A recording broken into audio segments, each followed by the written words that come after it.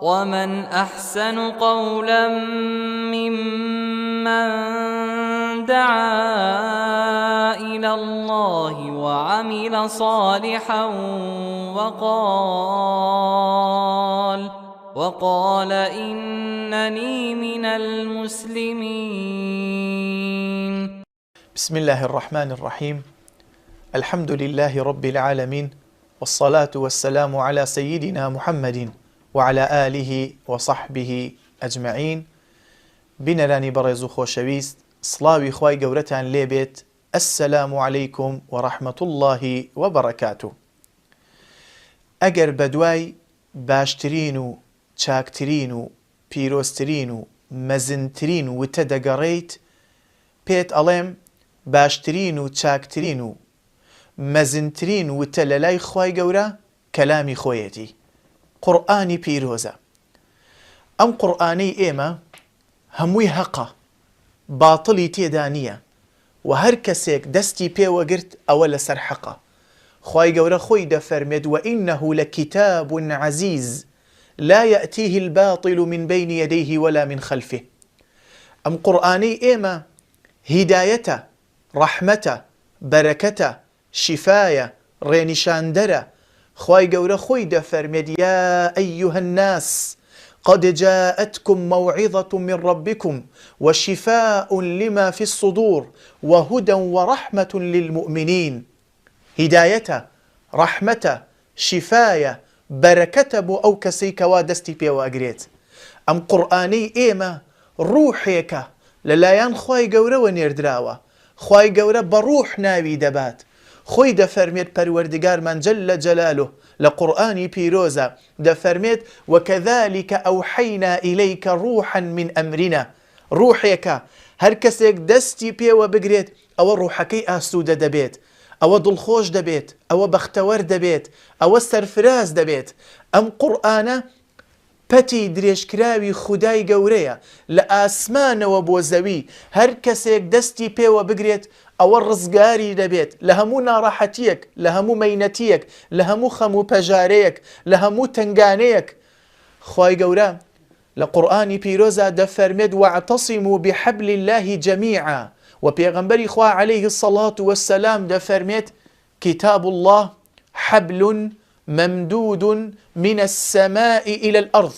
أم قرآنه بيغمبر دفرميت صلى الله عليه وسلم پەتی درێژکراوی خودایە لە ئاسمانەوە بۆ زەوی بۆ ئەو کەسانەیە کەوا دەیانەوێت ڕزگاریان بێ لە ناڕەحەتیەکان، ڕزگاریان بێ لە مەینەتیەکان، ڕزگاریان بێت لە فیتنەی شەهەوات و شوبهات.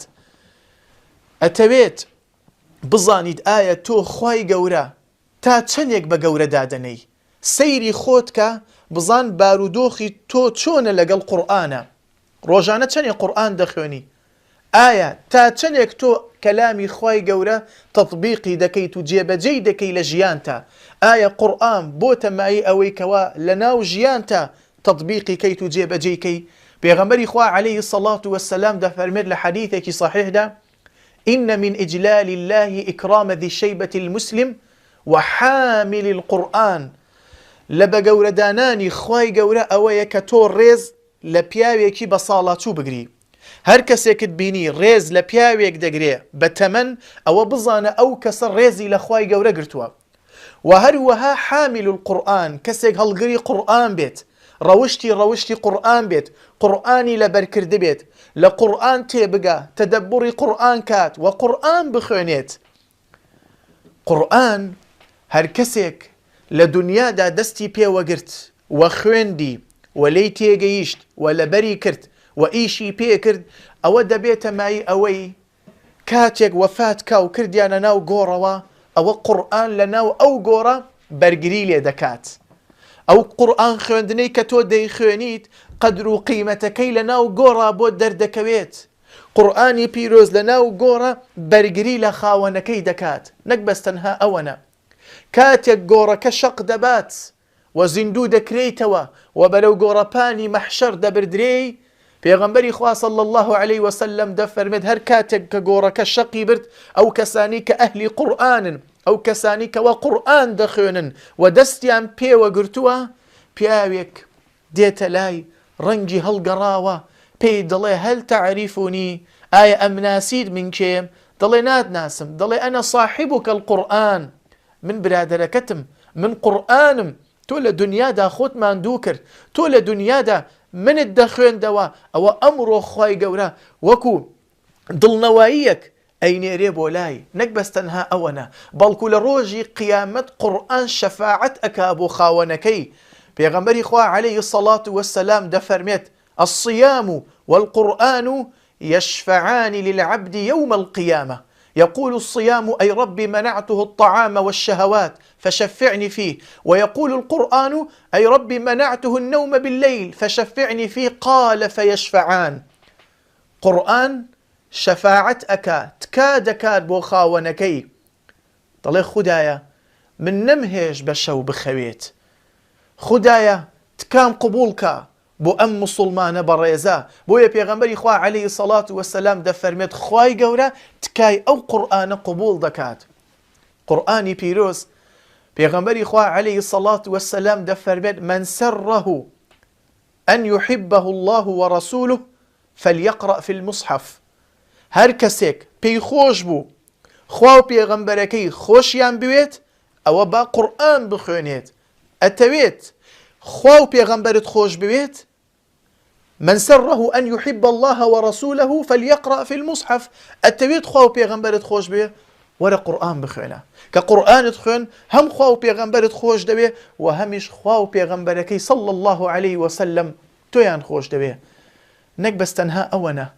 تۆ کاتێک قورئان دەخوێنی لە ڕۆژی قیامەت ئەگەر چوویتە ناو بەهەشتیشەوە ئەوە پێت دەوترێت بخوێنە لەگەڵ خوێندنی هەر ئایەتێک تۆ پلەیەکت بەرز دەبێ لە ناو بەهەشت پێغەمبەری خوا عەلەیهی الصەڵاة وەسسەلام لە حەدیثێکی صەحیحدا دەفەرمێت يقال لصاحب القرآن يوم القيامة إذا دخل الجنة اقرأ واصعد فيقرأ ويصعد بكل آية درجة أو كسيك وقرآني خوندو لدنيا دا دستي بي وقرتوا أقر چوية ناو بهشتي شوا بيدوتري بخوينة وبرز بروا أمش قرآن دخوينة لقل هر آياتك بليك برز دبيتوا جانش أجرو پاداش ديكا بويا پیغمبري خواه صلى الله عليه وسلم دو نموني بمن هنا وتوا دو نمونه هين إيمان دار توي إيمان دار أجر بس لمانجي رمضان قرآن دخويني ورا جورا بقرا بزان توت أجرو پاداش ديكا لدس خود داوا پیغمبري خواه صلى الله عليه وسلم دفرميت مثل المؤمن الذي يقرأ القرآن كمثل الأترجة ريحها طيب وطعمها طيب نمونەی ئەو باوەڕداری کەوا قورئان دەخوێنێت وەکو نمونەی مێوەیەکی بۆن خۆش وایە و تامیشی خۆشە هەم بۆنی خۆشە و هەم تامی خۆشە ومثل المؤمن الذي لا يقرأ القرآن ونمونەی ئەو باوەڕداری کە قورئان ناخوێنێ پێغەمبەر دەفەرمێت عەلەیهی الصەڵاة وەسسەلام كمثل التمرة وەکو خورما وایە تامی خۆشە بەڵام بۆنی نییە جا بۆیە برای بەڕێزم وردێکت هەبێ ڕۆژانە تۆ کاتێک بۆ خۆت دابنە ئەگەر دەدەقەش بێت ئەگەر دا خولەکیش بێت دابنشە ئەگەر نیو پەڕەش بێ بیخوێنەوە لەو کەسانە مەبە کە تۆ هەجری قورئانت کردووە و نایخوێنیتەوە دات ناوە لەسەر تەلڤیزیۆنەکە ساڵ بە ساڵ ڕەمەزان بە ڕەمەزان تۆ دایەگریت و ئەی خوێنیت ئاگادار بە بۆیە ماڵەکانمان بەرەکەتی تێدا نەماوە بۆیە ماڵەکانمان پڕی شەڕ و ئاژاوەیە بۆیە ماڵەکانمان پڕی شەیاطین بووە پڕی جنۆکە شەیطانەکان بووە خوای گەورە پەناماندا دەبینی بەرەکەتیش لە ماڵ نەماوە هۆیەکەی چییە؟ هۆیەکەی ئەوەیە کەوا ئێمە لە ماڵەوە دەستمان نەگرتووە بە قورئان لەو ماڵەیە ناخوێنرێت بۆیە دەبینی سحر تەئسیری لێت دەکا بۆیە دەبینی دڵتەنگی لە ناو ماڵماندا هەیە شەڕ و ئاژاوە لە ناو ماڵماندا هەیە هۆیەکەی چییە؟ هۆیەکەی ئەوەیە ئەو ماڵە پڕی شەیاطین بووە ئەی ئەگەر قورئانت خوێن ئەگەر ڕۆژانە وردت هەبوو کە تۆ دابنشی بیخوێنی بزان هەست بە چ ئاسوودەیەک دەکەی کاکە ئەگەر لە مصحەفیش نایخوێنی بە موبایلەکەت بیخوێنە ئایا ئەبێت ئەجر و پاداشتی هەیە؟ بەڵێ ئەجر و پاداشتی هەیە بەڵام باشتر وایە کە تۆ لە قورئانە بیخوێنی بەڵام ئەگەر ناتوانی ئەو هەر لە مصحەفە بیخوێنە لە موبایلە بیخوێنە ئەتوانی پاڵ کەوتویتە ئەتوانم بە پاڵ کەوتنەوە قورئان بخوێنم بڵێ کە پاڵیش کەوتویتە موبایلەکەت بەدەستەوەیە قورئان بخوێنە هەر دەدەقەیەک لە دەستی خۆتی مەدە بۆ ئەوەی لەو کەسانە نەبیت کەوا تۆ هەجری قورئانت کردووە. بۆیە پێغەمبەری خوا عەلەیهی سەڵات وەسەلام دەفەرمێت خەیڕوکم باشترینتان من تعلم القورئان وعلمه. کێیە باشترینتان؟ خێرترینتان کێیە؟ ئەو کەسەیە کەوا فێری قورئان بوو نەوەستالەوەی کەوا بەس فێری بوو، هەڵ ئەسێ فێری خەڵکیش دەکات، هەڵ ئەسێ فێری خەڵکیش دەکات. تە لەو کەسانە بە کە فێری بووی وەرە بیگەێنە بە ماڵ و مناڵت، لە مزگەوتێک لە مزگەوتەکان دەرس بڵێوە، یارمەتی ئەو مامۆستایانە بدە، قوتابی پێ بگەێنە. ئیمامی شافعی دەفەرمێت من تعلم القورئان عظمت قيمته. هەر کەسێک فێری قورئان بوو و قورئانی خوێند عظمت قيمته، ئەوە زۆر بە نرخ دەبێت، زۆر بەرز دەبێت، پلەپایی زۆر بەرز دەبێت لە لای خوای گەورە. بۆیە گرنگە ئێمە ڕۆژانە دەست بە کەلامی خوای گەورە بگرین، دەست بە قورئانەوە بگرین. ئەجر و پاداشتێکی بێسنوورت بۆ دەنووسرێت. پێغەمبەری خوا عەلەیهی سەڵات وەسەلام لە حەدیثێکی صحیحدا دەفەرمێت کە عەبدوڵڵای کوڕی مەسعود دەیگێڕێتەوە و دەفەرمێت من قرأ حرفا من كتاب الله فله به حسنة والحسنة بعشر أمثالها لا أقول ألف لام ميم حرف ولكن ألف حرف ولام حرف وميم حرف.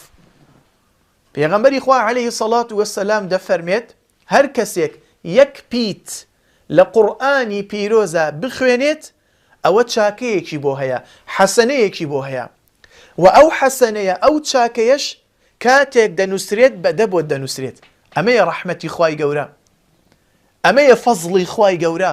خوایەکمان هەیە ئەرحەم الراحمینە، ئەو چاکەیە بەدە بۆ دەنووسرێت.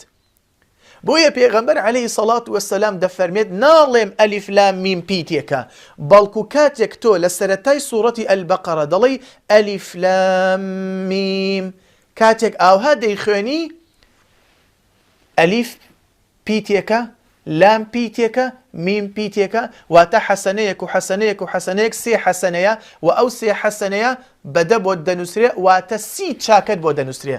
بە وتنی ئەلیف لام میم سی حەسەنەت بۆ دەنووسرێت.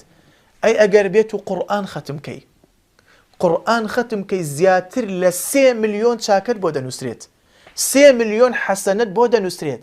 بۆیە تەنها لە مانگی ڕەمەزان قورئان ختم مەکە، لە دوای مانگی ڕەمەزانیشەوە دەست بگرە بە کەلامی خوا، دەست بگرە بە کتابی خوا، بزان چۆن هەست بە خۆشی دەکەی، دڵت تەنگ بوو، بێتاقەت بووی، ناڕەحەت بووی، هەستە قورئانەکە داگرە بیخوێنە، بزان چۆن دڵت ئاسوودە دەبێ، بزان چۆن خەم و خەفەتەکانت نامێنێ، بزان چۆن ناڕەحەتیەکانت نامێنێ، بزان چۆن خوای گەورە بەرەکەت ئەڕژێنێ بەسەر ماڵ و مناڵت. بەڵام کاکە لە ناو ماڵەکان گۆرانیە، مسەلسەلاتە، ئەفلامە، یادی خوای گەورەی تێدا ناکرێت، قورئانی تێدا ناخوێندرێت. ئەی چۆن دەتەوێت خوای گەورە ڕەحم بەو ماڵە بکە، چۆن دەتەوێت خوای گەورە بەرەکەت بڕژێنێ بەسەر ئەو ماڵە. کاکە دووری لە یادی خوا بۆیە تووشی دڵتەنگی دێی، دووری لە قورئان خوێندن بۆیە تووشی کێشە دێی، دووری لە قورئان خوێندن بۆیە خێزانەکەت بە قسەت ناکا، دووری لە قورئان خوێندن بۆیە مێردەکەت بە قسەت ناکا، دووری لە قورئان خوێندن بۆیە منداڵەکەت بە قسەت ناکا، دووری لە قورئان خوێندن بۆیە کێشە و مەشاکل هەیە لە ماڵەوە دەبینی منداڵ لەگەڵ منداڵ ناحەوێتەوە، منداڵ لەگەڵ باوک ناحەوێتەوە. هۆیەکەی چییە؟ خوێندنی قورئانە. نایخوێنن وەکو پێویست، بیخوێنە، دەستی پێوە بگرە، ڕۆژانە کات دابنێ بۆ خۆت کە بڵێ من ئیلا دەبێ ئەم ماوەیە من قورئان دەخوێنم. ئەو کاتە بزان چۆن خوای گەورە بەرەکەت دەڕژێنێتە سەر ماڵ و مناڵت. داواکارم لە خوای گەورە بۆ خاتر ناوە جوانەکانی و سفاتە بەرزەکانی لەو کەسانەمان بکات کە ئەهلی قورئانن. ئامین ئامین. وصلى الله على سيدنا محمد وعلى آله وصحبه أجمعين.